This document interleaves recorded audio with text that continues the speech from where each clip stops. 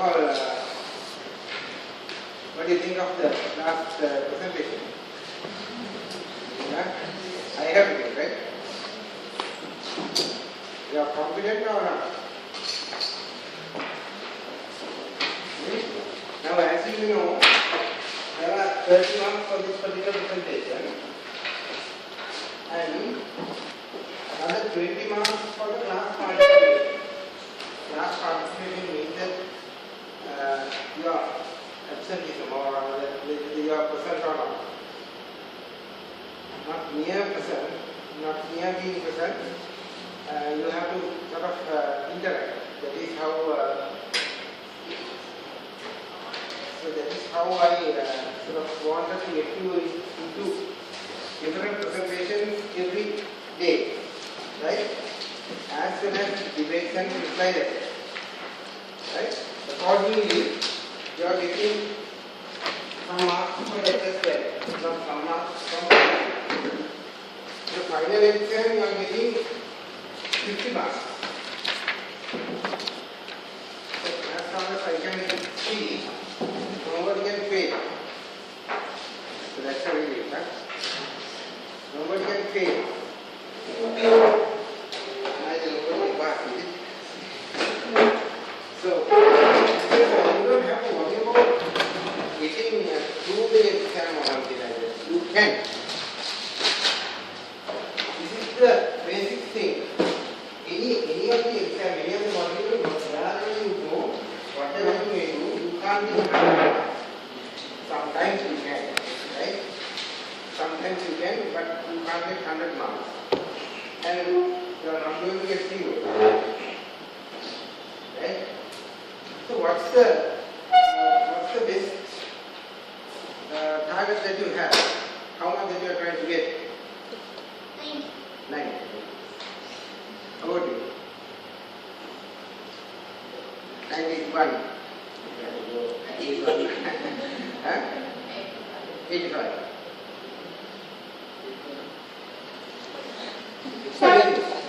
75. 75. So what I can tell you is, if someone goes, I don't know the pass mark of this particular institution or the university, if somebody goes below 50 on any of the subjects, that means that you do not know at least half of the subject. That proves that. Right? So normally the pass mark of any of the exams in the world doesn't have more than 50 as a pass mark. You can't, normally they won't say 60 is the pass mark. No, that is not the case. So in that sense, whatever that you get more than 50 is good. Whatever that you get more than 50 is good. But to excel from something, you can aim for 90, 95, right? I'm okay with anything, right? So in that sense, so you aim high always. You aim high always, right? That is about the marks. Then you have the issue with the knowledge, right? Basically, what you have to do is you have to gather knowledge. These are not sort of exams or study that you are trying to please somebody else, rather your parents or anybody else. You are not trying to impress anyone. It's for you, right? It's for you. If you gather knowledge, then you can use it in practical terms. You can use it in practice, right? That is what is needed. You can have even flying colors in the degree, but if you cannot work, if you cannot apply yourself, then there is an issue. That is why I always try to get a practical thing, practical example. None of the case studies are actual ones, right? All are are created, all are being created, right? Those are all fabricated cases, but it's almost, as you may go through, it's almost near practical things. All are kind of real day, real time example, right? So what you have to do is always, apart from these exams, apart from the presentations or whatever assignments, you use always the theory. That doesn't mean that you are not going to hang on to theories all the time. If something happens, there's no theory, there is a theory. No, you don't go by that. What do you mean by a theory in the first place? What do you understand by a theory? Why are we talking about theory? What is a theory? Theory is some established knowledge. Or somebody has proven something. Somebody has proven something. Say for an example, I am giving you a very small, very tiny example. Say there is a roof, right? So if you want to get the length of this, what can you do? You can climb to the roof. Can you climb the roof? You are scared or not? No. So we can take care. So there is a way that we can measure the length without climbing the roof. How?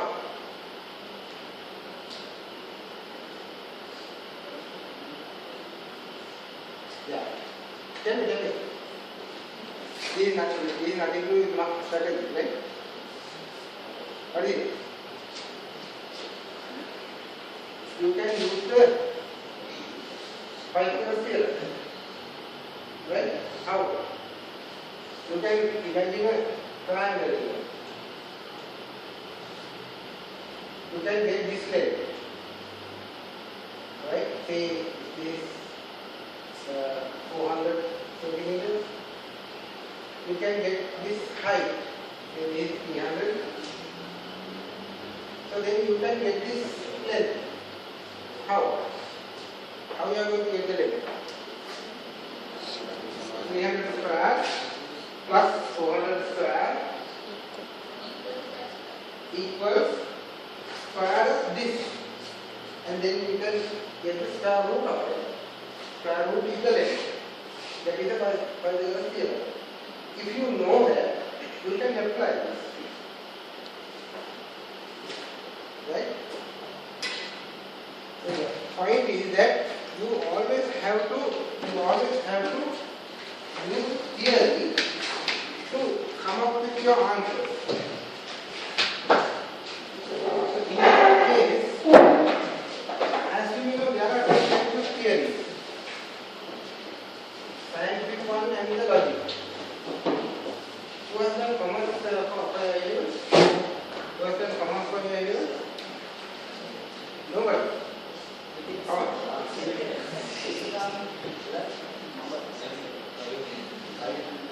You did logic and scientific method.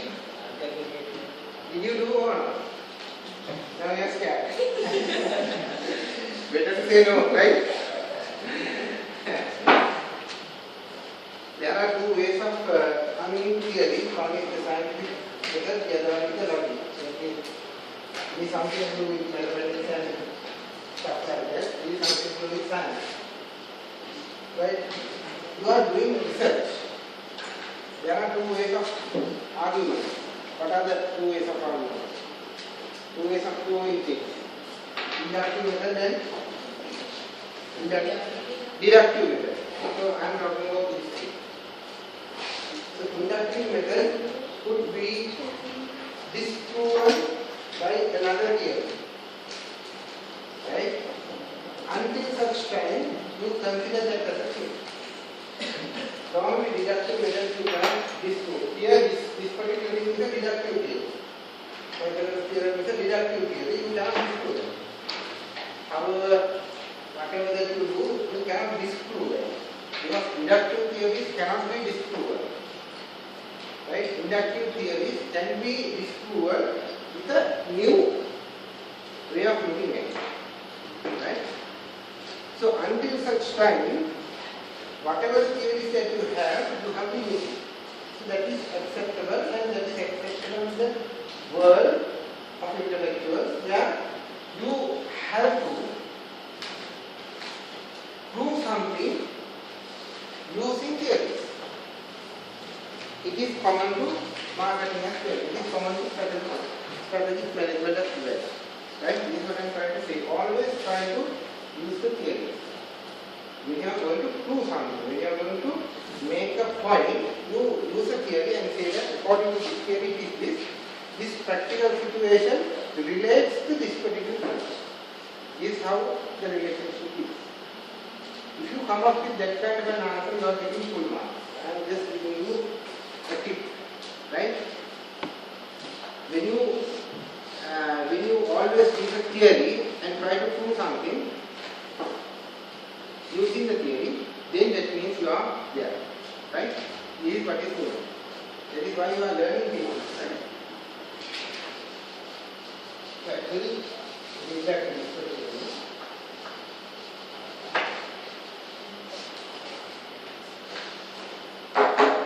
Right. We have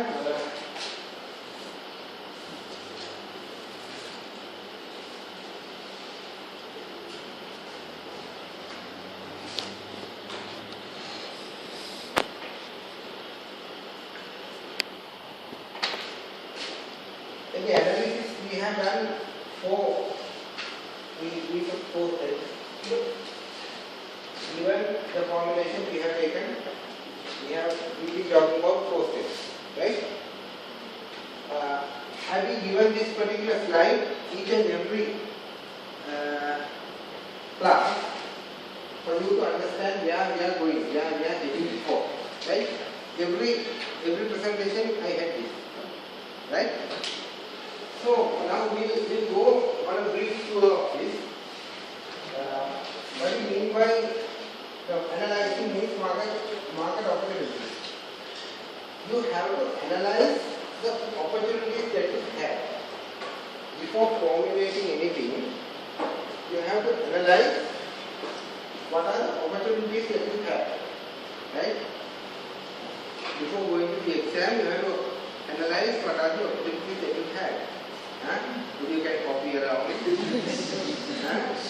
Whether there's a right student is there, no, you can't say that you are the right one. You are not the, nobody else is right than you, right?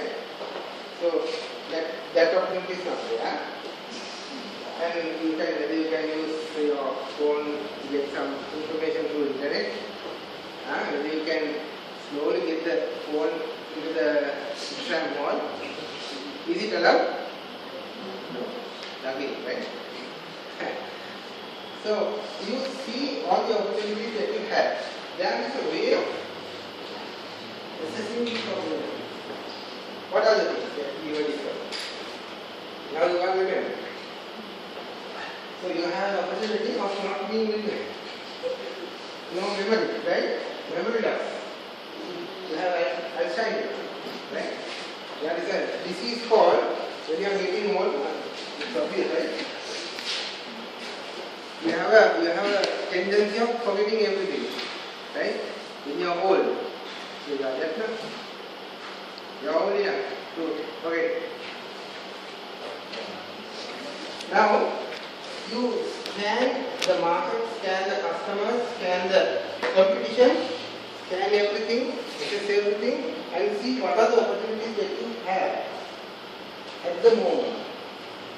What are the opportunities that you may detect for the future? Right? That is what we call the analysis of opportunities. And then you do the forecasting.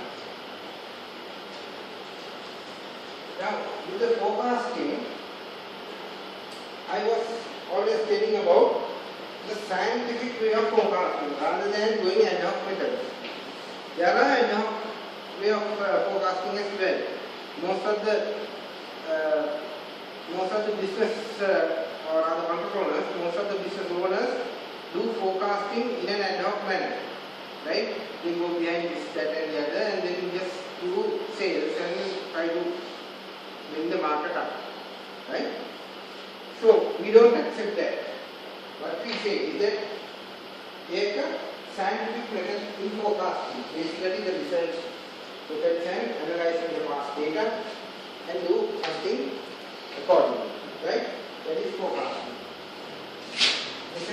The third one is the segmentation and positioning. Segmentation and targeting. Segmentation, you know that you are going to divide the market into homogeneous subsets. You are going to divide the heterogeneous market into homogeneous subsets. What are the segments that you can take of?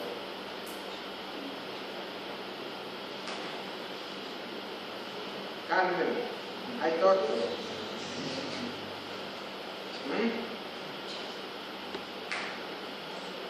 Tell me what are the segments?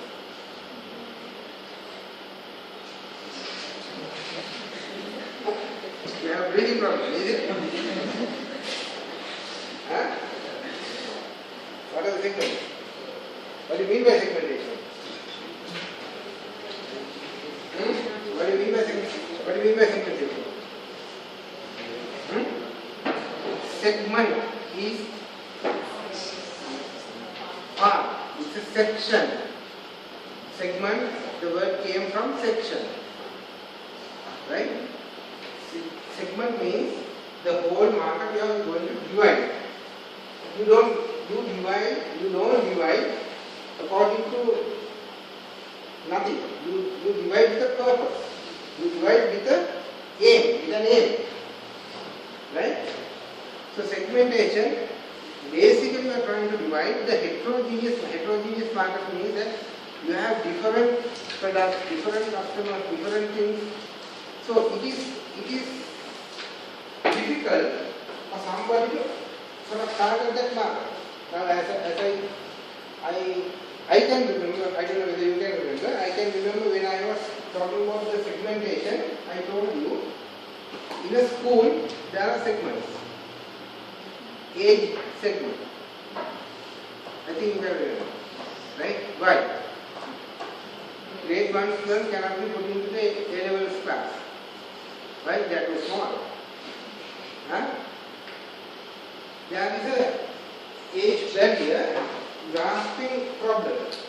Right? Because here or the person with 6 or 5 years cannot understand what at the advanced level class is being taught. Right? You segment the market with a purpose, with some kind of a intention of going into the market. So you segment the market according to a way where you can finalize something, you can do something. Right? So segmentation is the division of the market according to some criteria.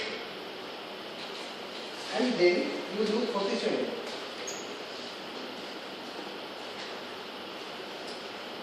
Positioning means that you are going to get yourself positioned in that particular segment. But as I told you, some of the products, some of the instances